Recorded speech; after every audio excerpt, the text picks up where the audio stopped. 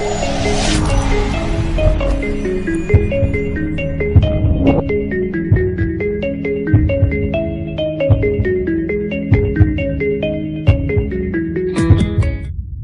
about cancer being, tying it to holistic. Explain what you mean. Well, there's there. there's a homeopathic doctor in India. His name is Ramakrishnan. All he uses is homeopathy. He doesn't do vitamins, he doesn't do nutrition, he doesn't do diet. He just does homeopathy. And he has 52, 65, 72, 80% success rates with all different types of cancer. Abram Hoffer, who was a medical doctor, bless his heart, he was a colleague of Linus Pauling, the vitamin C guru. Mm-hmm. Hoffer founded a type of medicine called orthomolecular medicine, which is kind of like naturopathic medicine, but it's the use of vitamins therapeutically. Hoffer and Pauling had remarkable results with cancer patients, right? Dr. Wallach, when he was working at the cancer clinic in Mexico, because the holistic therapeutics are outlawed in the United States, was having remarkable results with cancer. Nobody had developed a cure for cancer, but their therapeutics were much more effective than drugs and surgery and chemo. Much more effective and clinically verified and published. But it's not looked at because medicine in the United States is a for-profit industry. In a perfect world, if by some genie in the bottle magic, we would all wake up tomorrow, and from tomorrow forward, there would be equal disbursement of money for medical research amongst all the professions. The chiropractors would get 50%, and the naturopaths or 20%, and the naturopaths would get 20%, the homeopaths would get 20%, the acupuncturists would get 20%, the MDs would get 20%. In about 5 years, most MDs would be out of business because their therapeutics do not work. I want you to think about this. Of the thousands of prescription medicines that there are, the only prescription medicines that cure anything are antibiotics. Medical doctor, MD, can cure pneumonia, they can cure bronchitis, they can cure staph and strep, and they can cure parasitic infections, right? But that's it. But medical doctor can't even cure heartburn. They don't cure heartburn, they manage it. They can't cure arthritis, they manage it. They can't cure high blood pressure, they manage it. They can't cure fibromyalgia, they manage it. And so forth and so on. But because this is the only thing that we've grown up with in the United States, because this is all that we know, the only doctor that we know about is the MD doctor, and the MDs have been telling everybody and their brother for the last 100 years that I'm a quack, and that all my colleagues are quacks.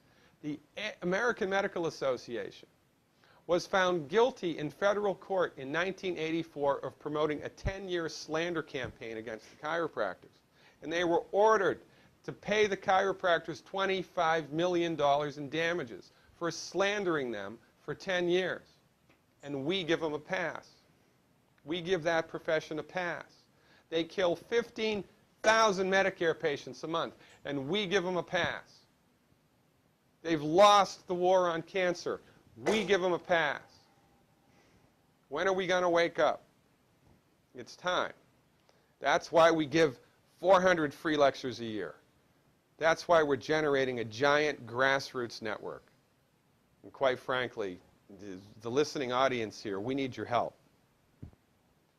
We need your help because we're dying in this country for no good reason. And the irony of ironies is that we know the solution. But nobody's listening. That's not true. People are starting to listen. And this word is spreading. We have a number of churches in North Carolina and in South Chicago that the pastors of the church have had health problems, and they've come to Dr. Wallach and myself and recovered their health, and now they're telling their congregation, and the congregation is adopting our policies and recovering their health, and it's starting to spread like wildfire. So we are getting a little bit of lift here. But I think it was Max Planck, who was a physicist, one of Einstein's colleagues, right, and Niels Bohr. Max Planck said medicine progresses, or science evolves one funeral at a time, right? Because the old guard believes and practices what they've been trained in, what they're invested in financially, emotionally. They're not going to, no, people are not open to new ideas. Mm-hmm. So, we're at the very beginning of a new thing here in the United States. And hopefully with the use of media, we can populate our message faster, better, stronger, and more effectively.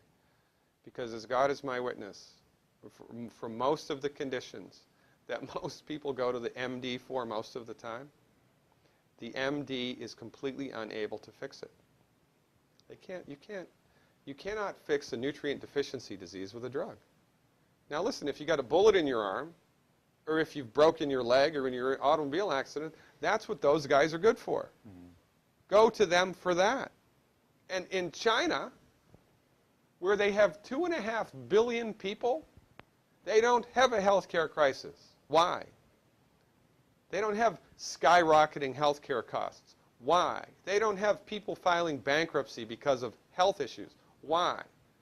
Because they only use Western medicine. They only use MD-directed pharmaceutical medicine for trauma. For everything else, they use acupuncture and herbs. Tip of the iceberg here in the United States. So we've been, again, I don't want to say brainwashed, but I can't think of another word. It's not brainwashed. Enculturated. We've been enculturated to believe that the MD knows everything that there is about medicine and everybody else is a back-of-the-bus quack. And quite frankly, it couldn't be further from the truth, because the only people selling snake oil in the United States have MD after their name. The only people selling snake oil in the United States have MD after their name.